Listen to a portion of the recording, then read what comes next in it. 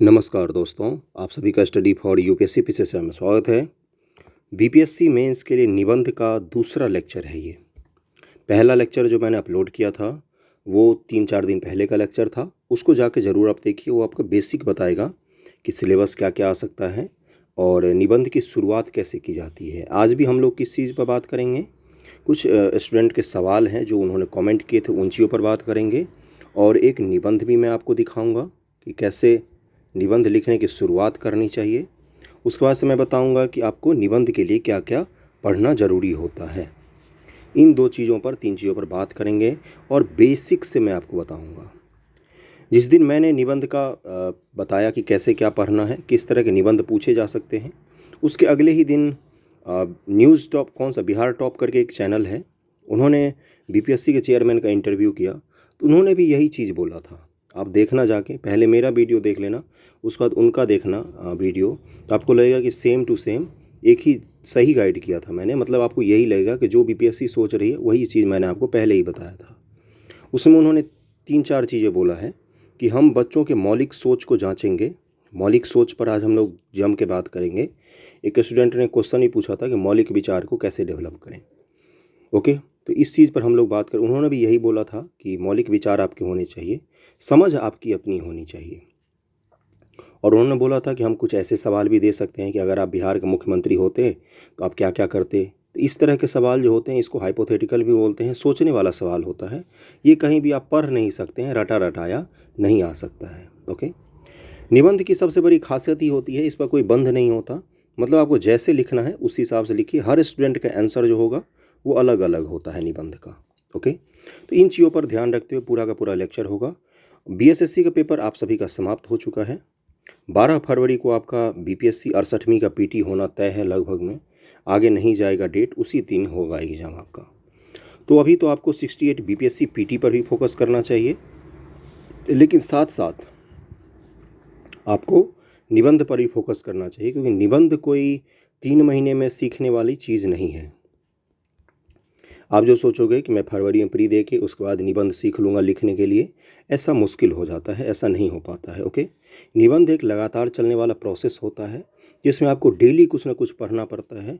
हर हफ्ते 2 से 3 निबंध का आपको प्रैक्टिस करना पड़ेगा, तब जाके आपका हाथ इतना अच्छा बैठ जाएगा कि आप किसी भी चीज़ पर निबंध लिख सकते हैं। बीएसएससी के पेपर लीक की जो जानकारी आई उस पर थोड़ा सा बात कर लेते हैं, 2 मिनट का बस लूँगा। बीएसएससी पेपर लीक बहुत सारे स्टूडेंट ने, बीपीएससी वालों ने दिया हुआ है, पेपर लीक हो गया है, ये पुष्टि है, आयोग ने पुष्टि की है और ये पूरी तरीके से है कि हाँ भाई पेपर लीक हो चुका है। अब जो लोग अभी बीएसएससी देकर आए हैं, मैं उनसे एक चीज़ रिक्वेस्ट करूँगा कि प्लीज़ इस एग्ज़ाम से ज़्यादा उम्मीद मत रखिए। पेपर लीक हुआ है, ये चीज़ तय है। और पेपर लीक के बाद बहुत सारे लोग बोल रहे हैं कि एग्जामिनेशन सेंटर के अंदर से लीक किया गया है।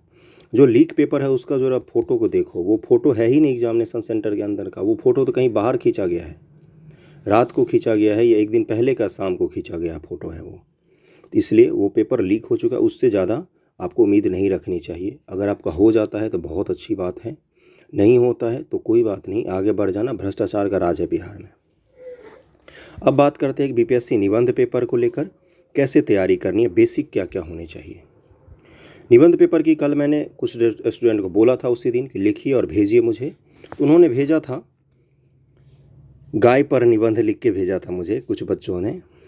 तो ये बिल्कुल बेसिक हो गया। मैं आपसे इतना लो लेवल का उम्मीद नहीं करता हूँ। आप ग्रेजुएशन पास होंगे, ग्रेजुएट करके आए होंगे मेरे हिसाब से, जो लोग तैयारी कर रहे होंगे, या ग्रेजुएशन नहीं भी किया होगा आपने तो 11th-12th के सरकारी स्कूल से ही मैं भी पढ़ा हुआ हूँ। बचपन से लेकर हमेशा सरकारी स्कूल में ही पढ़ा, तो सरकारी स्कूल में भी सिखाते हैं निबंध लिखना, डिक्टेशन राइटिंग जिसको हमारे यहाँ बोलते हैं अपने यहाँ, तो है ना। तो लिखने की कोशिश ज़रूर कीजिए। गाय पर शुरुआत मत कीजिए, बहुत ही बेसिक हो गया। कम से कम मेरा गाँव, मैं हंस नहीं रहा हूँ, मैं आपको गाइड कर रहा हूँ, कुछ ज़्यादा ही बेसिक हो गया था, इसलिए मेरा गांव, मेरा देश, इन सब चीज़ों पर निबंध लिखने की शुरुआत कीजिए। पहले दिन हो सकता है आप 10 लाइन ही लिखें, लेकिन लिखने की शुरुआत तो कीजिए कम से कम, है ना। अब आप बात करते हैं कि निबंध लिखने के लिए क्या क्या चीज़ों की ज़रूरत होती है, फिर आएंगे सवालों पर हम लोग। सबसे पहले निबंध लेखन के लिए ज़रूरी होता है कि आपके अंदर समझ होनी चाहिए कि पूछा क्या गया है। मैं आपको निबंध भी एक बताऊंगा, इसलिए पहले ध्यानपूर्वक सुनते जाना है। समझ का मतलब क्या होता है? अपनी क्षमता, सोचने समझने की क्षमता होनी चाहिए। अब सोचने समझने की क्षमता किस चीज़ों पर आधारित होती है कि आपके पास कितना ज्ञान है किन चीज़ों का, समाज का ज्ञान कितना है, इतिहास कितना ज़्यादा आप जानते हैं, आप पॉलिटी कितना ज़्यादा जानते हैं, उसके बाद से आप सोशल इश्यूज़ को कितना अच्छा समझते हैं, समाज को कितना अच्छा समझते हैं। इन सब चीज़ों की समझ होनी चाहिए, तब आप किसी टॉपिक पर लिख सकते हैं। अब एग्जाम्पल देता हूँ, बिना एग्जाम्पल के कैसे समझेंगे। जैसे आपको बोला गया कि जैसे आयोग के ही चेयरमैन ने जो बोला कि आप अगर बिहार के मुख्यमंत्री होते तो आप क्या करते? मुझे बताओ, बिहार के मुख्यमंत्री अगर आप होते तो क्या करते? सोचो ज़रा बैठ के, और वही जो सोच रहे दिमाग में जो चीज़ें आ रही उसको लिखना है ना। तो यही चीज़ बस होता है निबंध में, जो चीज़ दिमाग में आ रहा है उस टॉपिक से संबंधित उसको आपको लिखना है। जैसे आप क्या लिखोगे बताओ? आप बिहार के मुख्यमंत्री होते तो बिहार की जो समस्याएँ हैं, अब बिहार की समस्या कौन कौन सी हो गई? बिहार की समस्या हो जाएगी, गरीबी है एक समस्या महिलाओं की जो पिछड़ापन है वो उसको लेकर है। दूसरा समस्या है कि खेत बहुत छोटे छोटे हैं, आर्थिक रूप से निवेश नहीं आ पाता है बिहार में, जातिगत समस्याएं हैं। इन सब चीज़ों को लेकर आप बोल सकते हैं कि मैं इन चीज़ों पर काम करूंगा। किसी के मन में ये तो नहीं आ रहा है ना कि मैं बिहार का सीएम बन जाऊंगा तो मैं नायक मूवी जैसे अनिल कपूर जैसे सड़क पर मार करता रहता है, सीएम बनने के बाद वो काम करूंगा। नहीं, सड़क पर एक्शन लेना पुलिस का काम होता है। नायक मूवी जिस दिन आपको लगे ना कि कितनी बेकार मूवी, उस दिन समझ जाना कि आपके अंदर समझदारी आ गई है। तो इस सीएम का काम वो नहीं होता जो वो कर रहा था। तो यानी कि आपको अगर पूछा जाता है कि सीएम बनने के बाद आप क्या करेंगे, तो आपको सबसे पहले यही चीज़ लिखना होगा कि संविधान के अनुसार कानून का राज स्थापित करूंगा मैं। अब इसके लिए तो संविधान की समझ होनी चाहिए, कानून का राज क्या होता है ये पता होना चाहिए, है ना। इसी को बोला जाता है कि गहरी समझ होनी चाहिए आपको चीज़ों की। तो कानून का राज का मतलब क्या होता है? रूल ऑफ लॉ जिसको कहा जाता है कि सबके लिए समान कानून होगा, कोई ना तो ऊंच होगा कोई ना तो नीच होगा, कानून के नज़रों में सब समान होंगे। नेताजी हों, चाहे वो कोई अफसर हो, चाहे वो कोई नेता हो, चाहे वो कोई स्टूडेंट हो, चाहे वो कोई चोर हो, सब कानून की नज़रों में समान होंगे। सबसे पहला लाइन तो आपको यही लिखना पड़ेगा कि कानून का राज स्थापित करूंगा जब अगर मैं सीएम बन गया तो। लेकिन इस चीज़ को लिखने के लिए आपके पास समझ होनी चाहिए कि कानून का राज एक्चुअली में होता क्या है। इस टॉपिक को लिखने के लिए आपके पास समझ होनी चाहिए कि बिहार की समस्याएं कौन कौन सी हैं। सोर्स भी बताऊंगा मैं पढ़ने का। बिहार की समस्याओं का समाधान क्या क्या है। अब जैसे ही समाधान की बात आती है वहाँ पर क्या आ जाता है? वहाँ पर आ जाता है कि मौलिक समाधान का क्या क्या है। मौलिक समाधान का मतलब, अब कोई जातिवाद है, जातवाद को ख़त्म करने का आपके पूछेगा कि मौलिक समाधान दीजिए। मतलब कि मौलिक का मतलब आपका अपना समाधान होना चाहिए, खुद से सोचा हुआ होना चाहिए, खुद से देखा हुआ होना चाहिए कि हाँ भाई ऐसा न ऐसा हो सकता है जातवाद को कम करने का, या कम्युनल जो हिंदू मुस्लिम राइट्स होते हैं उसको कम करने का, है ना। तो इसी को क्या कहा जाता है कि मौलिक समाधान है। महिलाओं के उत्थान को लेकर आपसे पूछा जा सकता है कि बिहार में जो महिलाओं की स्थिति अच्छी नहीं है तो उनके उत्थान के लिए कोई समाधान बताइए आप। तब बताओ। अब समाधान एक तो हो सकता है जो किताबों में हम पढ़ते हैं, न्यूज़पेपर में पढ़ते हैं, जो हम अपने बुक में पढ़ते हैं। एक हो सकता है कि जो आप अपने आस पड़ोस में देखते हो उसके आधार पर बता सकते हो। जैसे बता सकते हो कि बिहार में महिलाओं के पिछड़ापन के पीछे सबसे बड़ा कारण है कि उनको समझा जाता है कि बाहर जाएंगे तो चूँकि कानून व्यवस्था सही नहीं है तो उनके लिए मुश्किल पैदा हो जाता है बाहर जाना भी।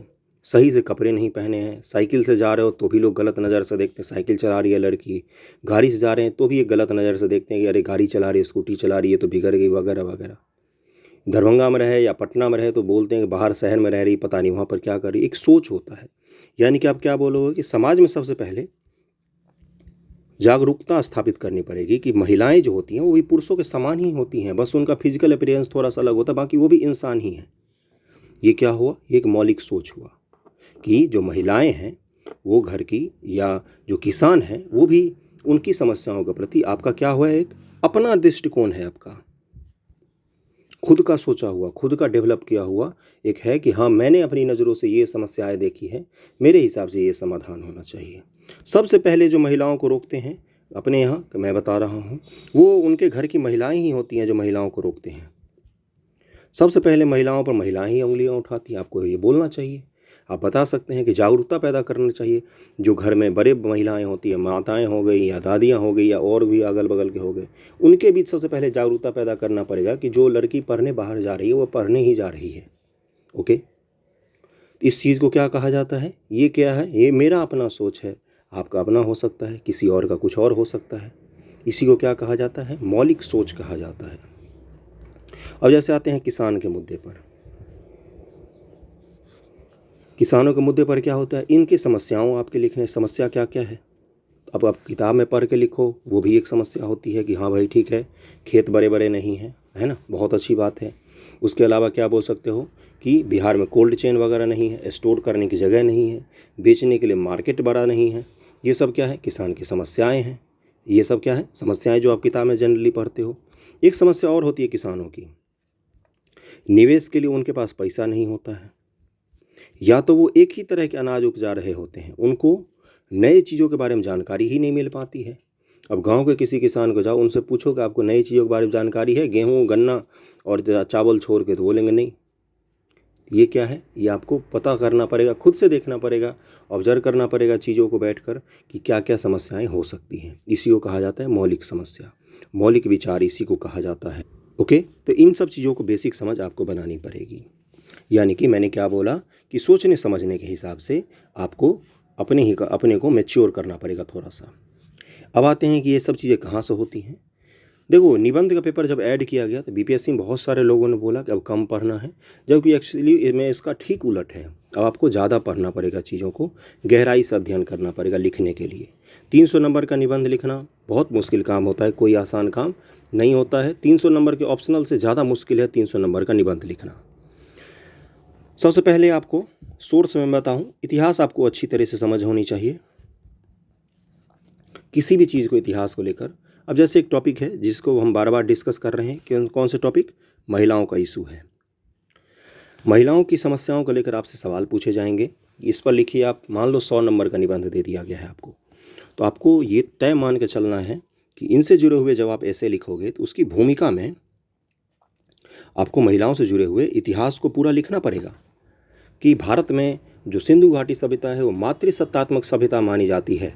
यानी कि महिलाओं का उस समय में अच्छी स्थिति थी, वहाँ पर मातृ पूजा के निशान मिलते हैं, महिलाओं के जो गर्भाधान है उसकी पूजा के निशान मिलते हैं, लिंग पूजा के निशान मिलते हैं, योनि पूजा के निशान मिलते हैं, है ना। तो ये सबको आपको बताना पड़ेगा। फिर बोला जाएगा वैदिक पीरियड में महिला पुरुष दोनों समान होते थे, महिलाओं को भी यज्ञोपवीत धारण करने का अधिकार था, महिलाएं भी पढ़ती थी। महिलाएं निरोग प्रथा थी एक, निरोग प्रथा मतलब क्या होता था?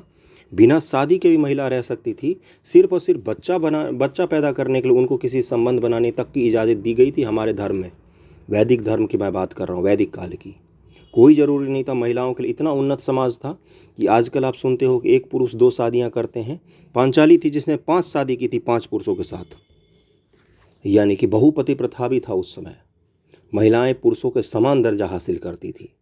ओके, तो इस चीज़ को आपको पूरी लिखना पड़ेगा। वेद के लिखने में अपाला, घोषा, विश्वस्वरा, गार्गी जैसे महिलाओं का नाम आता है, जिसने उपनिषद और वेदों में अपनी अपनी मंत्र और ऋचाएँ दी हैं। तो यानी कि वैदिक काल तक क्या था? महिलाओं का स्वर्ण युग रहा है भारत में एक ही समय, वो था वैदिक पीरियड। उत्तर वैदिक काल में धीरे धीरे जब किसान खेती पथारी और कृषि व्यवस्था का संचार बढ़ता गया, उनका बढ़ता गया दायरा, धीरे धीरे महिलाओं को घर के कामों में लगा दिया गया, पुरुषों का वर्चस्व बढ़ता गया। वैदिक पीरियड में सभा और समिति में भी महिलाओं को विशेष स्थान दिया जाता था, जबकि उत्तर वैदिक काल में क्या था? उनसे ये अधिकार धीरे धीरे छीनते चले गए। फिर गुप्तों का पीरियड आता है, गुप्तों के पीरियड के बाद और ज़्यादा पतन होने लग जाता है। फिर भारत में इस्लाम का आक्रमण होता है, जिसके बाद क्या होता है? महिलाओं की सबसे दुर्गति उसके बाद शुरू हो जाती है राजपूत काल में और इस्लामिक पीरियड शुरू होने के पश्चात। इन 2 पीरियड के बाद महिलाओं की स्थिति बिल्कुल दयनीय हो जाती है। महिलाओं को वेद पाठ करने, मंत्र ऋचाओं का, जैसे आज भी आप सुनते होंगे घर गांव घर में बोलते हैं कि महिलाओं को वैदिक जो गायत्री मंत्र है उसका उच्चारण नहीं करना चाहिए। ये उसी सोच का उदाहरण है जिसके तहत ये बोला गया कि महिलाओं को, शूद्रों को वेद ग्रंथ पढ़ने का, पुराण पढ़ने का अधिकार नहीं है। ओके, धीरे धीरे आपको ये पूरा इतिहास बताना पड़ेगा। फिर आपको ये भी बताना पड़ेगा कि उत्तर का जो मैदान है, ज्योग्राफी आपको बतानी पड़ेगी। उत्तर का जो मैदान है इस पर सबसे ज़्यादा इस्लामिक आक्रमण हुए हैं, इसलिए पर्दा प्रथा जो आपको दिखेगा वो राजस्थान से लेकर पश्चिम बंगाल तक के उत्तर के मैदानों में अधिकतर दिखेगा पर्दा प्रथा। जो आप ऊंचे पहाड़ों में जाओगे, हिमाचल में जाओगे, उत्तराखंड में जाओगे, या फिर मध्य प्रदेश से नीचे के भाग में जाओगे दक्षिण भारत में, तो वहाँ पर पर्दा प्रथा आपको कम मिलेगा। महिलाओं को पर्दा रखने पर ज़्यादा बल नहीं दिया गया है। जबकि आप राजस्थान जाइए, हरियाणा जाइए, इन सब इलाकों में, उत्तर प्रदेश, बिहार, इन सब इलाकों में सबसे ज़्यादा आक्रमण हुआ है, इसलिए इन इलाकों में पर्दा प्रथा को ज़्यादा बढ़ावा दिया गया। ओके, तो इन सब चीज़ों पर आप बता सकते हो। जैसे उत्तर भारत के मैदान में क्या है, मंदिरों में शादी का प्रावधान नहीं है खास तौर से। दक्षिण भारत में आप जाएंगे तो मंदिरों में शादी का प्रावधान है। क्यों मंदिरों पर शादी? क्योंकि मंदिर तोड़ दिए गए थे उत्तर भारत में बहुत सारे आक्रमण के दौरान, और मंदिरों पर शादी करना मुश्किल हो जाता था परिवार के लिए, इसलिए रात्रि में शादी किया जाता था अपने यहाँ। तो ये सब क्या है, ये इतिहास और भूगोल को जोड़कर मैंने पूरा लिखा। ओके, उसके बाद से आपको बताना पड़ेगा, पॉलिटी का भी नॉलेज होना चाहिए। इतिहास, भूगोल, पॉलिटी, इनका विशेष अध्ययन होना चाहिए। विशेष मतलब गहन अध्ययन करना पड़ेगा। पॉलिटी के तहत जब आप आओगे महिलाओं पर, तो आप बताओगे महिलाओं को ये अधिकार दिए गए भारतीय संविधान के तहत, मूल अधिकार मिला हुआ है जिसमें लिंग की समानता की बात की गई है, लिंग के आधार पर विभेद नहीं कर सकते हैं, अभिव्यक्ति का आज़ादी दी गई है आर्टिकल 19 के तहत, महिलाओं के संबंधी महिला जो आयोग है उसका निर्माण किया गया है, वो एक वैधानिक आयोग है, संवैधानिक तो नहीं है, वैधानिक आयोग है, जिसके तहत महिलाओं को अधिकार देने की बात की जाती है हमेशा से। महिला आरक्षण का बिल अटका हुआ है अभी तक संसद में। जो भारत की संसद है उसमें महिलाओं का प्रतिनिधित्व अभी भी कम है। राज्य के विधानसभाओं में महिलाओं का प्रतिनिधित्व अभी तक कम है। एनडीए में महिलाओं को अभी दिया गया है दर्जा, एनडीए पास करके सेना में शामिल होने का। तो जो महिला बंदूक लेकर लड़ाई लड़ सकती है बॉर्डर पर, वो महिला कुछ भी कर सकती है। आपको इस चीज़ को प्रूव करना पड़ेगा अंत तक जाते जाते। तो इसमें मैंने क्या सब बताया कि महिलाओं के समक्ष समस्या क्या क्या है और उसका समाधान क्या क्या है, उसके संवैधानिक अधिकार क्या क्या है, उनका इतिहास क्या रहा है, महिलाओं को लेकर हमारे समाज की क्या सोच है। इन चीज़ों को आपको लिखना पड़ेगा। और एक चीज़ ध्यान रखना, आपके अंदर किसी भी चीज़ को लेकर अगर रूढ़िवादिता हो, महिलाओं की लेकर अगर आपके अंदर रूढ़िवादिता हो, तो अपने मन में रखना, पेट में रखना, जहाँ रखना हो रखना। कॉपी पर अगर दिखा आपके महिलाओं को लेकर उलूल जुलूल सुलूल बातें आपने लिखी अगर कॉपी में, जो चीज़ तथ्यात्मक रूप से गलत है, तो वहाँ पर आपका कॉपी काट दिया जाएगा, पूरा आंसर आपका गलत हो जाएगा। इसलिए सोच को थोड़ा सा उदार बनाइए, डेवलप बनाइए। पढ़ने लिखने का मतलब यही होता है कि खुद के अंदर परिवर्तन होना चाहिए, व्यक्तित्व में परिवर्तन आना चाहिए। ओके, तो यानी कि मैंने क्या बोला कि जब आपको निबंध लिखना है तो आपको इतिहास पढ़ना पड़ेगा, आपको भूगोल पढ़ना पड़ेगा अच्छे से, आपको ये पढ़ना पड़ेगा कि पॉलिटी है जिसमें अधिकारों की बात की गई है, पुरुषों के अधिकार, महिलाओं के अधिकार, जो सामान्य नागरिक होते हैं उनके अधिकार, किसानों के लेकर समस्याओं की बात की गई है, जातवाद के कारण जो जातवाद के निवारण का है वो भी तो है संविधान में जिक्र किया गया है। आर्टिकल 17 किस चीज़ की बात करता है, जो अस्पृश्यता की बात करता है, छुआछूत को रोकने की बात करता है, निषेध की बात करता है। 1955 में जो नागरिक अधिकार आया है अधिनियम, उसमें क्या है, छुआछूत संबंधी प्रावधान किए गए हैं कि छुआछूत को जो लोग मानेंगे उनको विधायक का चुनाव नहीं लड़ने दिया जाएगा, वो सांसद नहीं बन सकते हैं, उनको कोई सरकारी पद नहीं मिल सकता है सामान्य रूप से।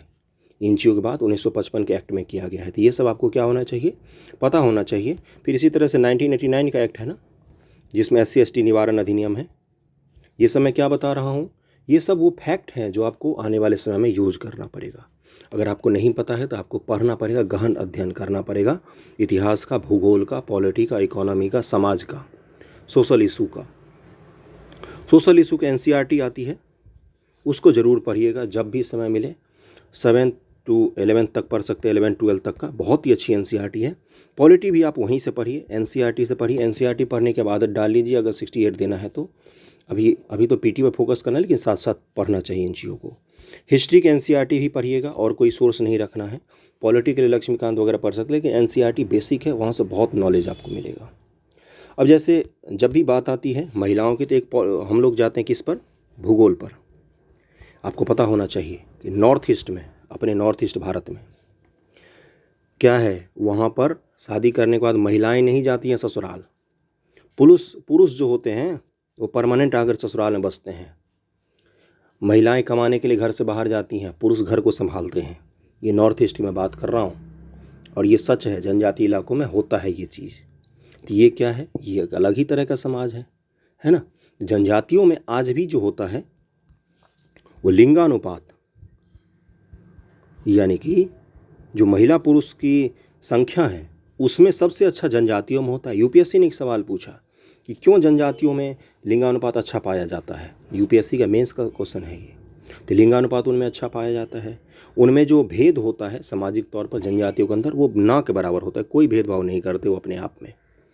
तो ये जनजातियों से हमें सीखने की ज़रूरत पड़ सकती है। तो यानी कि आपको ये सब चीज़ों की पता होनी चाहिए। अब एक और टॉपिक देता हूँ मैं, उसके बाद हम लोग चलेंगे मॉडल निबंध की तरफ।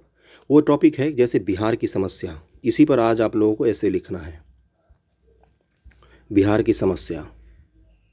बिहार की समस्याएं क्या क्या हैं और उसके समाधान क्या क्या है, इसी पर आज आपको लिखना है। निबंध लिखना है, 150 शब्दों में हो सके, 200 शब्दों में हो सके, 1000 में हो सके, लिखो निबंध बैठ के। बिहार की समस्या क्या क्या है और समाधान क्या क्या है। बिहार की समस्या पर बात करते हैं, उसके बाद हम लोग कहाँ पर चलेंगे, मॉडल निबंध मैं दिखा दूंगा, बहुत सारे हैं। एक निबंध ये पूरा लेके आया हूँ, वो बुक भी बता दूंगा मैं आपको। ओके, बिहार की समस्याओं पर बात करते हैं कि बिहार के समक्ष कौन कौन सी समस्याएं हैं। जैसे ही बिहार की समस्या आएगी, सबसे पहले आपको क्या पता होना चाहिए, भूमिका में आप क्या लिखोगे कि बिहार का इतिहास ये रहा है, बिहार की ज्योग्राफी ये है, बिहार की जनसंख्या इतनी है, बिहार इस क्षेत्र में पाया जाता है भारत के। ओके, इतना लिख दिया हमने भूमिका में, थोड़ा सा इतिहास भूगोल ये सब लिख दिया। उसके बाद आप आ जाओगे कि बिहार की समस्याओं पर कोटेशन वगैरह, शेर व शायरी हो, कोई कथन हो, किसी लेखक का हो, किसी राइटर का हो, किसी महान स्वतंत्रता सेनानी का हो, इन चीज़ों का आप यूज कर सकते हैं।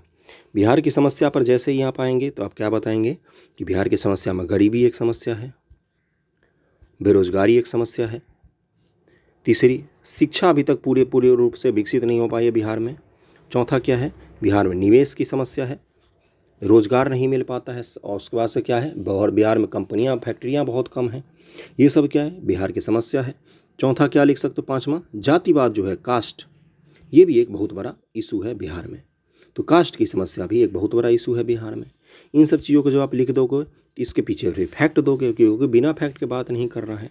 आपको बताना पड़ेगा कि गरीबी बिहार में इतना ज़्यादा है, बिहार में बीपीएल कितना % है, बिहार के लोगों की आय कितना है। जैसे शिवहर का सबसे कम है 19,000 के करीब में, सबसे ज़्यादा पटना का है। ये सब क्या है, फैक्ट्स मैं बता रहा हूँ आपको, ये सब आपको आंसर में लिखना पड़ेगा। गरीबी के फिर समस्या लिख देंगे, फिर उसके बाद बेरोजगारी की बात करेंगे, बताएंगे ग्रेजुएट बेरोजगार के मामले में बिहार दूसरे स्थान पर है। ओके, उसके बाद से आप बताएंगे कि जातिवाद के कारण जातिगत संघर्ष भी है बिहार में, जिसके पीछे आप एनसीआरबी का डेटा देंगे, नेशनल क्राइम रिकॉर्ड ब्यूरो का, कि जातिवाद के कारण इतनी ज़्यादा हत्याएं हुई हैं, इतना बलात्कार हुआ है बिहार में, जातिवाद की समस्या अभी भी बनी हुई है, बहुत सारे लोगों को प्रताड़ित किया जाता है, ऐसा आपको लिखना पड़ेगा। ओके, उसके बाद आपको क्या लिखना पड़ेगा कि, और मैं किस पे आ जाएंगे, बिहार की महिलाओं की स्थिति पर आ जाएंगे आप। ओके, आपको ये बताना पड़ेगा कि गरीबी जो है, गरीबी जाति के कारण है, जाति प्रथा के कारण है, या जाति प्रथा गरीबी के कारण है। ये लाइन जब आप लिखोगे तो आपको इसको प्रूव करना पड़ेगा। हो सकता है यही निबंध पूछ ले कि जाति प्रथा के कारण गरीबी है तो गरीबी का कारण जाति प्रथा है। इसके समर्थन या खंडन में जो आपको लिखना है लिखिए। तो आपको जब ये लिखेंगे तो आप क्या बताएंगे कि जाति प्रथा के कारण जो बिहार में लोग होते हैं, जैसे कोई गरीब है तबका, किसी निचली जाति का है, वो बिहार में कुक का काम करना चाहता है, खाना बनाने का काम करना चाहता है, या गांव घर में आपने देखा होगा, जो लोग ग्रामीण एरिया में रहते हैं उनको बहुत अच्छे से पता होगा, गांव घर में एक विशेष जाति ही होती है जो खाने पीने का सामान बना के बेच सकती है। सब लोग बाकी अगर जाति के बेचते हैं तो लोग प्रेफर करते हैं कि नहीं खाएं उनके यहाँ से। मैं ऐसा बिल्कुल गलत मानता हूँ, लेकिन मैं आपको बता रहा हूँ क्योंकि मुझे पढ़ाना है आपको। अब यही नीची जाति का कोई आदमी है, जातिपात होना नहीं चाहिए लेकिन है, ये वहाँ पर कुक का काम करना चाहता है, रसोइया का काम करना चाहता है, मान लो दरभंगा में, पटना में, कहीं और। सबसे पहले लोग इसको पूछते हैं कि आप किस जाति के हो। वो अगर उनके हिसाब से वो सही जाति का नहीं है तो लोग उसको काम करने के लिए नहीं लगाते हैं। अब आ जाओ इसी आदमी को लेकर आप दिल्ली में या किसी बड़े शहर में, बेंगलोर चले जाओ, चेन्नई चले जाओ, गुजरात के किसी शहर में चले जाओ, क्या वहाँ पर कोई इसको कुक का लगाने से पहले जाति पूछता है? जनरली सामान्य तौर पर नहीं पूछा जाता है, और ये आदमी अपने खुले तौर से कुक का काम कर सकता है। यानी ये क्या है, जाति के कारण उसको वहाँ से माइग्रेट करना पड़ा है। या मैं आपको बारीक समस्याएं बता रहा हूँ, आपकी समझ डेवलप करने की मैं कोशिश कर रहा हूँ, समझने की कोशिश करना मैं जो बता रहा हूँ। अब यही आदमी है, मान लो इसी जाति का आदमी है जो गांव में पानी पूरी का स्टॉल लगाना चाहता है। उसका जाति सबसे निम्नतम कैटेगरी में से एक आता है, जिसको लोग छूना तक प्रेफर नहीं करते हैं। कितना गलत चीज़ है ये वैसे। अब ये लगाना चाहता है, क्या इसके पानी पूरी बिक्री होगी? नहीं होगी, लोग नहीं खाना पसंद करते हैं। इसी आदमी को लेकर आप किसी बड़े शहर में आ जाओ, क्या वहाँ पर लोग इसको जाति देख के पानी पूरी खाने जाएंगे? नहीं। तो वहाँ पर क्या होगा, ये आराम से अपना जीवन गुजर कर सकता है। तो यानी कि गरीबी के कारण जाति है, जाति के कारण गरीबी को आप आसानी से जोड़ सकते हो। इसका खंडन भी आप कर सकते हैं कि नहीं ऐसा नहीं है, लेकिन आपके अपने तर्क होने चाहिए। बिना तर्कों के कोई बात हवा में नहीं करनी है। ओके। और बिहार की क्या समस्याएं होती आप ही जान रहे हो। उसके बाद हम किस चीज़ पर आएंगे, समाधान पर, कि गरीबी की समस्या सबसे पहले हमने लिखा था तो गरीबी का समाधान लिखेंगे। फिर जातिगत समस्याएं लिखी तो उसका समाधान लिखेंगे हम। समितियों का नाम लिख सकते हैं, बहुत सारे सुधारों का नाम लिख सकते हैं, बहुत सारी योजनाओं का नाम लिख सकते हैं। फिर महिलाओं से जुड़ी समस्या का समाधान लिखेंगे हम। उसके बाद और कोई हो सकता है, जाति पात के कारण जो समस्या है उसका समाधान लिख सकते हैं। दहेज प्रथा की जो समस्या है उसका समाधान लिख सकते हैं। तो ये मैंने क्या किया, समस्या लिखा, समाधान लिखा, इंट्रो लिखा, बस हमारा ऐसे ख़त्म हो गया। यही तो करना है, इतना आसान तो है। ओके, अब चलते हैं आगे। ये दिखा देता हूँ मैं, ये तो मैंने पिछले लेक्चर में ही बता दिया था किन किन चीज़ों पर निबंध पूछे जाते हैं जनरली। करंट अफेयर आधारित अगर पूछेगा तो जलवायु परिवर्तन, आतंकवाद, आज़ादी के 75 वर्ष। उसके बाद से पूछ सकता है बिहार की समस्याएं वर्तमान में क्या क्या हैं, अगर आप मुख्यमंत्री होगे तो क्या करोगे, अगर आप प्रधानमंत्री होगे तो क्या करोगे। इन सब चीज़ों पर आपसे पूछा जा सकता है। सामाजिक मुद्दे, गरीबी एक अभिशाप, महिलाओं की स्थिति, किसानों की स्थिति, एक एग्जाम्पल दिया था मैंने। सामाजिक मुद्दे बहुत सारे हो सकते हैं, इसके अलावा भी हो सकता है। अमूर्त विषयों पर जो दर्शन आधारित होते हैं उस पर इस तरह के सवाल आ सकते हैं, मैं सोचता हूँ इसलिए मैं हूँ। निरर्थक जीवन तो अकाल मृत्यु है। Everything is fair in love and war, इस टाइप का भी पूछ सकता है कि प्रेम और युद्ध में सब कुछ जायज़ है। इस पर लिखिए आप। आपको इसके तर्क में खंडन देना होगा स्टेटमेंट, या इसको खंडन करना है तो उसके समर्थन में स्टेटमेंट दीजिए या तर्क दीजिए, बस हो गया, बात खत्म। अब एक मॉडल निबंध मैं दिखा देता हूँ। ये तो यूपीपीसीएस का क्या था, सिलेबस था।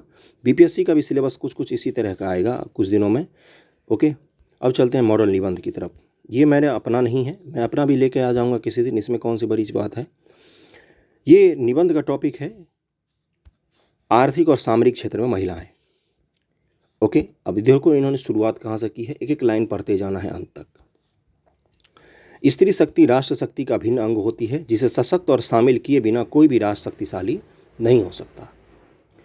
महिला सशक्तिकरण को प्राथमिकता देने के क्रम में वर्तमान भारतीय प्रधानमंत्री के द्वारा महिलाओं को पुरुषों के बराबर अवसर प्रदान करने का प्रयास किया गया है, जो सुरक्षा के 5 पहलुओं पर आधारित एक व्यापक मिशन है। ये 5 पहलू कौन सी है, माँ एवं शिशु की स्वास्थ्य सुरक्षा, सामाजिक सुरक्षा, वित्तीय सुरक्षा, शैक्षणिक और वित्तीय कार्यक्रम के माध्यम से भविष्य की सुरक्षा तथा महिलाओं की सलामती। आपको भी कुछ इसी तरह से लिखना, आप इतने टफ शब्दों में नहीं लिख सकते हैं, आप बस लिखिए महिलाओं से जुड़े हुए किसी स्टेटमेंट को लिखिए। उसके बाद से लिखिए कि महिलाओं के समक्ष क्या क्या समस्याएं हैं जो आप अपने आस पड़ोस में देखते हैं। कोई अनुभव हो आपका, आप अगर महिला हैं तो आपका खुद का अनुभव होगा, उसको लिखिए। उसके बाद लिख दीजिए समस्याएं निम्न हैं, समस्याओं को लिखिए हेडिंग बना के पूरा।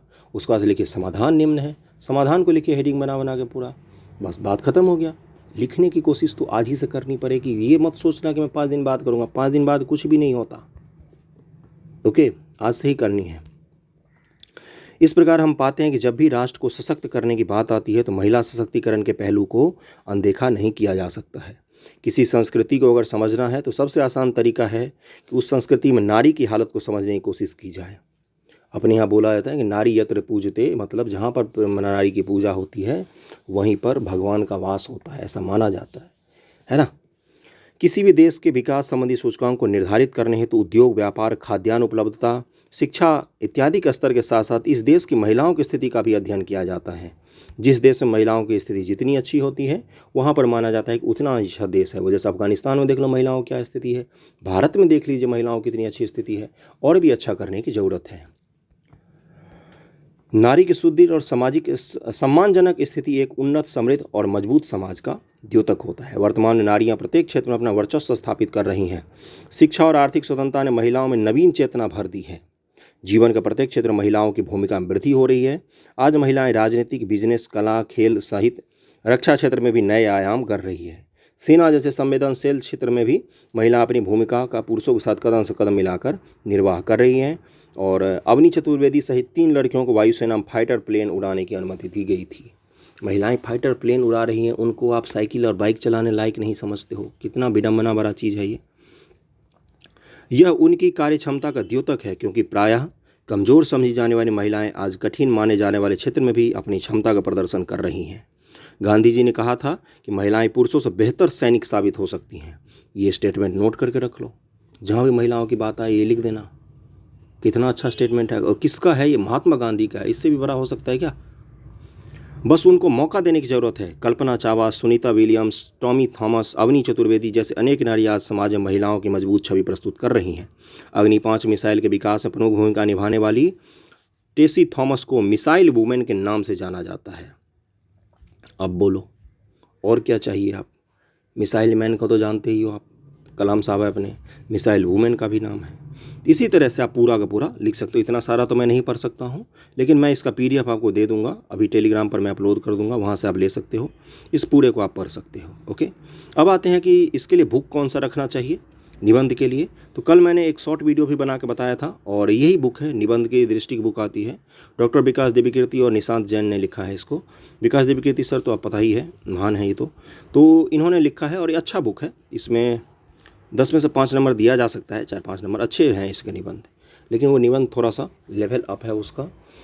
अप लेवल के निबंध को जो आप पढ़ेंगे समझेंगे तो आप लो लेवल के निबंध ऐसे ही लिख सकते हैं। आप आज आपको किस पर लिखना है? बिहार की समस्या और समाधान पर लिखना है। और कुछ चीज़ें हैं, जैसे न्यूज़पेपर का एडिटोरियल पढ़ना शुरू कर दीजिए। एडिटोरियल जो होता है, जो निबंध पेज में होता है, लेख का पेज जो होता है, हिंदी में भी इंग्लिश में भी, जो भी आप प्रेफर करते हो लैंग्वेज, उसमें पढ़ सकते हैं।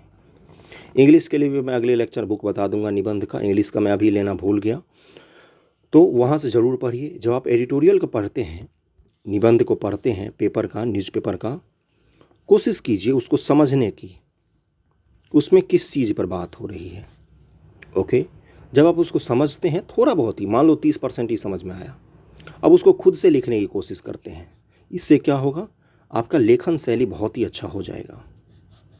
या निबंध कहीं से देख के लिखना चाहते हैं आप, तो शुरू में देख कर लिखिए। आज एक स्टूडेंट ने टेलीग्राम पर पूछा था कि निबंध के लिए सोर्स क्या होना चाहिए। निबंध के लिए एक ही सोर्स होता है, वो है आपका अपना दिमाग, अपनी समझ, और कोई भी सोर्स नहीं होता है। निबंध आप कहीं से रट के लिख दो, ऐसा संभव बिल्कुल नहीं है। ओके, तो मैंने पूरा गाइड करने की कोशिश की है। आप लोगों को एक मॉडल निबंध भी पढ़वाया है। अब आपको एक ही काम करना, वो है लिखना है निबंध। सब कुछ बता दिया कि इतिहास, भूगोल, पॉलिटी, इकोनॉमी, इन सब का नॉलेज होना चाहिए। सोशल इशू का बुक पढ़िए उठा के, उसमें बहुत सारे अच्छे अच्छे टॉपिक हैं। NCERT पढ़ सकते हैं सोशल इशू का, वहाँ से पढ़ सकते हैं आप। लिखिए, अब और कुछ नहीं करना है। अगले लेक्चर फिर से आएगा निबंध का, जिसमें मॉडल निबंध लेके आऊँगा। निबंध का अलग से प्लेलिस्ट बना दे रहा हूँ। वीडियो को जहाँ तक हो सके शेयर ज़रूर कीजिएगा, क्योंकि कोई भी नहीं पढ़ा रहा है इतने अच्छे से पूरे यूट्यूब पर BPSC के लिए निबंध। Okay, thank you so much आप सभी का।